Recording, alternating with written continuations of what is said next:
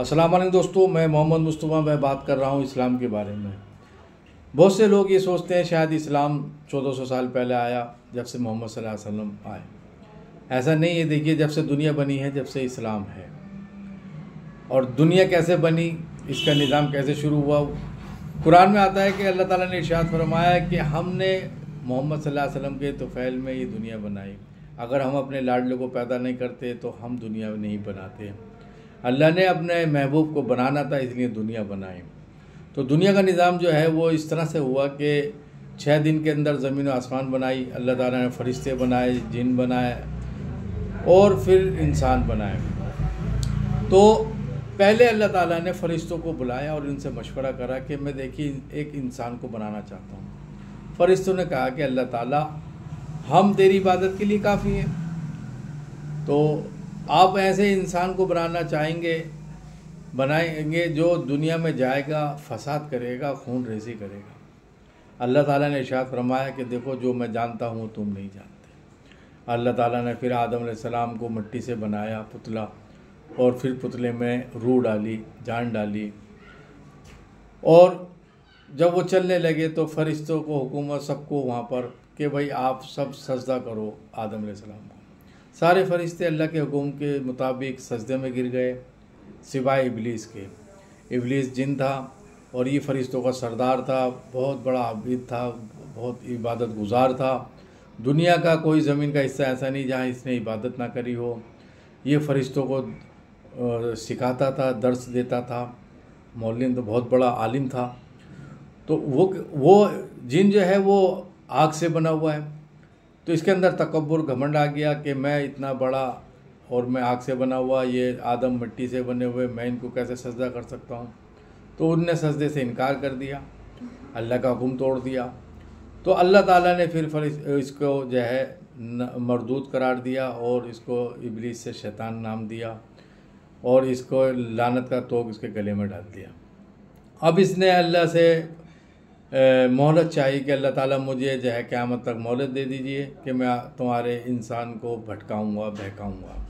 अल्लाह ताला ने कहा कि जा तेरी जितनी ताकत है तू अपने इसको बंदों को भटकाना, लेकिन मेरा बंदा अगर कोई सच्चे दिल से तौबा कर लेगा तो मैं उसको माफ़ कर दूँगा। अब ये वादा हो गया इससे, इसको भेज दिया, निकाल दिया जन्नत से।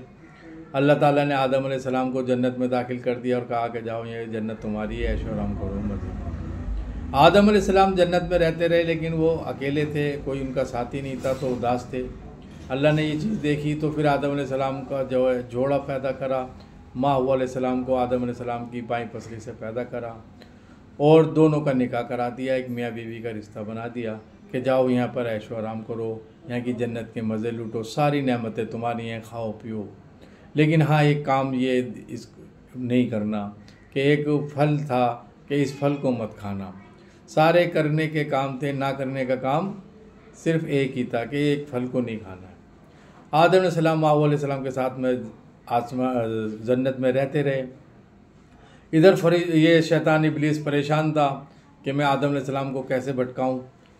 इसने जन्नत में जाने का रास्ता निकाला और जन्नत में जाकर आदम अलैहिस्सलाम से बात करी और आदम अलैहिस्सलाम से कहा कि देखो ये जो फल है ये जन्नती फल है, ये खा लोगे तो तुम हमेशा हमेशा जन्नती हो जाओगे, जन्नत में रहोगे, फिर अल्लाह तुम्हें निकालेगा नहीं जन्नत से, ये फल खा लो। आदम अलैहिस्सलाम ने कहा कि नहीं, अल्लाह का हुक्म है, अल्लाह ने मना करा, इसको मैं नहीं खाऊंगा। शैतान ने बहुत कोशिश करी, लेकिन आदम अलैहिस्सलाम इसकी बातों में नहीं आए।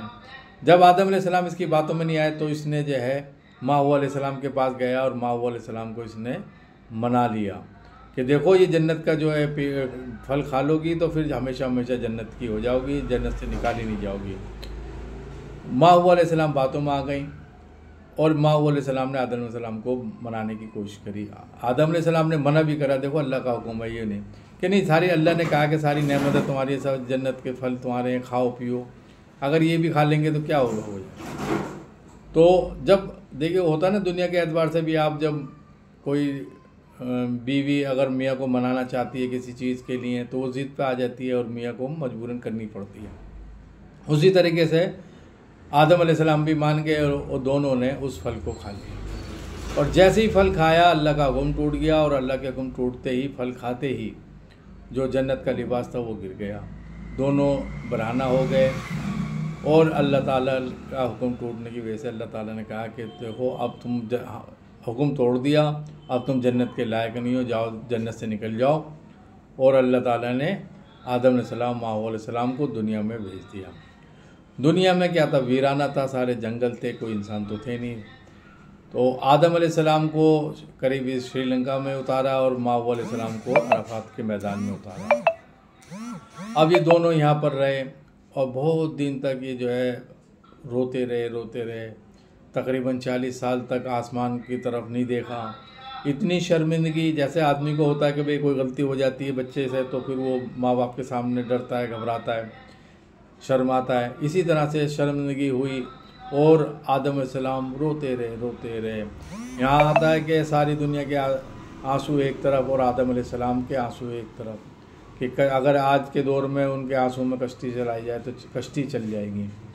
बहुत दिन तक रोते रहे और एक दिन 40 साल बाद में आसमान की तरफ सर उठाया और अल्लाह ताला से फरमाया, अर्ज़ करा कि अल्लाह ताला मुझे मोहम्मद सल्लल्लाहु अलैहि वसल्लम के वसीले से माफ़ कर दीजिए। आसमान से आवाज़ आई कि आदम, मोहम्मद कौन?